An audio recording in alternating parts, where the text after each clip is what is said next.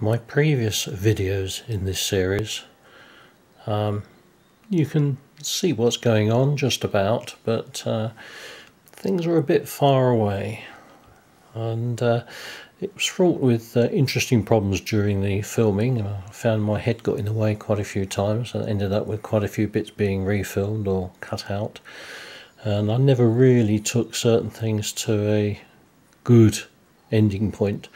So as I already have a few bits and pieces left over, you may remember from the teak painting tapes videos that I had these sides that I teaked, and also I wasn't very happy with the way the lining of the end was portrayed in the previous video, so I thought I would take the opportunity of refilming certain aspects but with a far closer view of what's going on.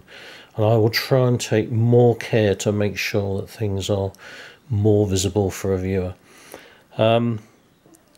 So what I have in front of me here, as I say, I've got a 3D printed coach end that I have applied the Vallejo base colours to, and it's had a coat of clear and had time to dry. So I will start by showing on that end how the teak process is done. What you can see here is the white tile that I use as a simple palette. The very, very pale transparent blob, if you like, is the liquid original, and the dark brown is the Van Dyke brown. Now for this process I'm going to use a flat, soft golden techland brush. So for this you need about 50-50 of each. As you can see, the liquid gives greater transparency to the paint. Now it's not a precise science. When you start applying it, you can adjust it by adding more paint or more liquid. So let's have a go at teaking the end. Right, the brush is loaded. The item is ready to start teaking. So what I'm just going to do is I'm just going to brush the oil over the surface, not paying too great a detail to neatness. Just going to finish brushing it out like so.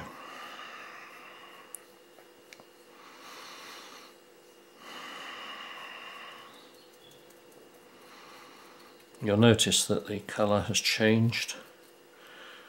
The Van Dyke brown has caused a darkening of the underlying paint.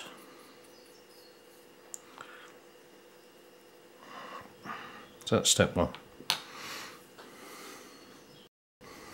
Now for step two, I'm just drying the brush off to remove the excess paint. And what I'm going to do now is I'm going to start brushing this out, and hopefully you'll see what happens to the surface.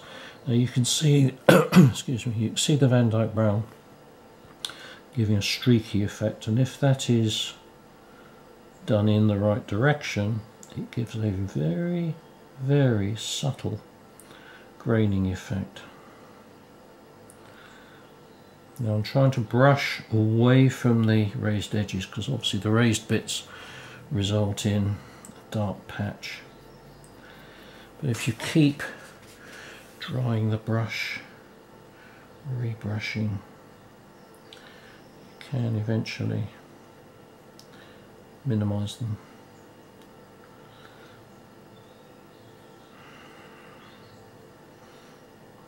So I'm brushing in the direction of the grain. I don't know if the camera's going to pick this up. Let's see what happens if whether it auto focuses as I bring it in. Not really certain you can see that. That's just the centre part done. So what I'm going to do now is I'm going to proceed to do the rest.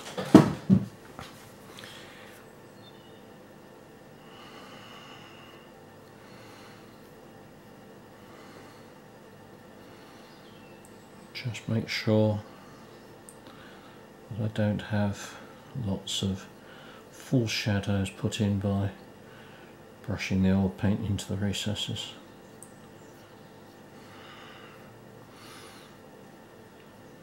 Always smoothing out.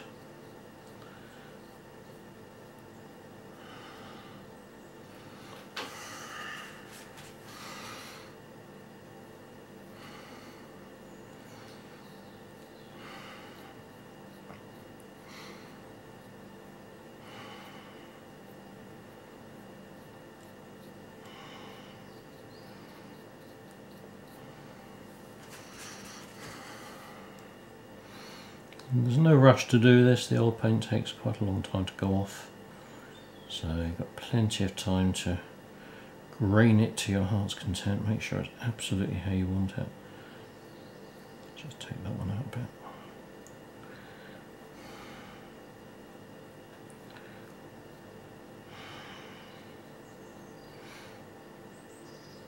Like so. And there you have a grained end.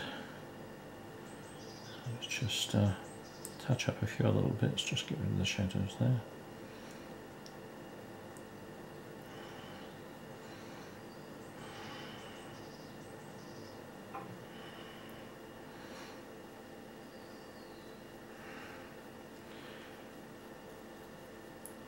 Okay, now if you find the grain is not really showing up, it may be you've got too much liquid in.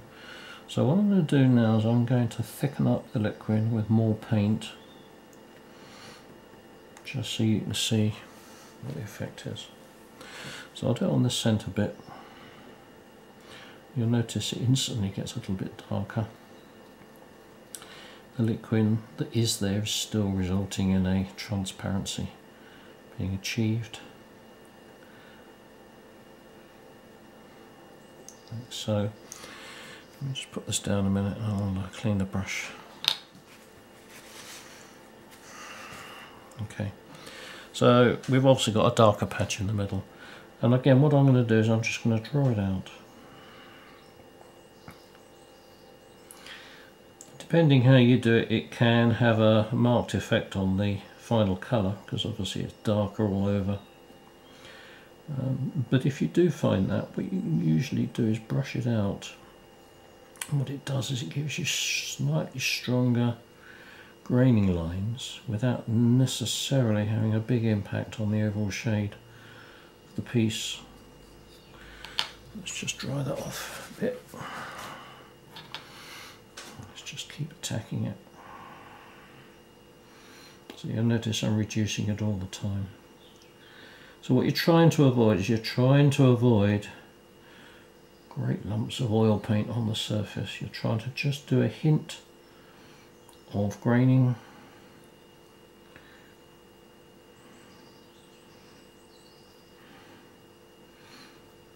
Letting the underlying base colour show through a little bit.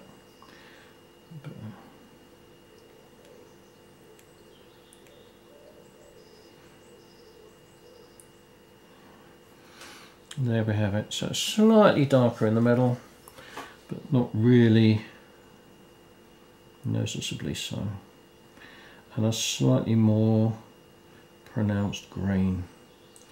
So you can play around to your heart's content till you get an effect you're happy with. I have the benefit of seeing it with my eyes as I'm doing it, and my eyes can see far more detail than the camera is picking up. It's only really when I put it out in natural light that you can see some of the things that it's done. I think what I might do is I'm going to go over the rest of the end with a thicker or greater oil paint than liquid. There's nothing to stop you, if you so wish, once the oil paint is dry, giving it another coat. But to be perfectly honest, I've never found the need to do that unless you want a really dark finish. So let's just dry the brush. Just keep brushing that out.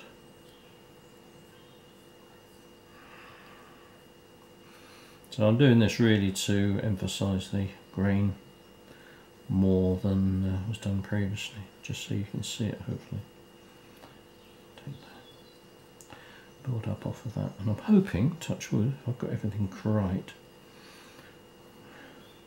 that it's all in frame, you can actually see what I'm doing.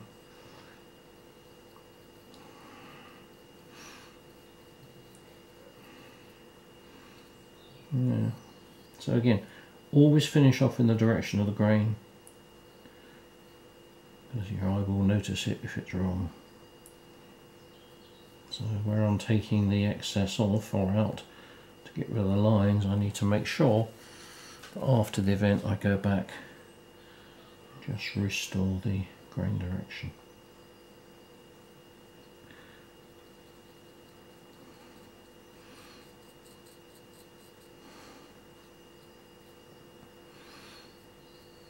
Like so. Now, observing it here,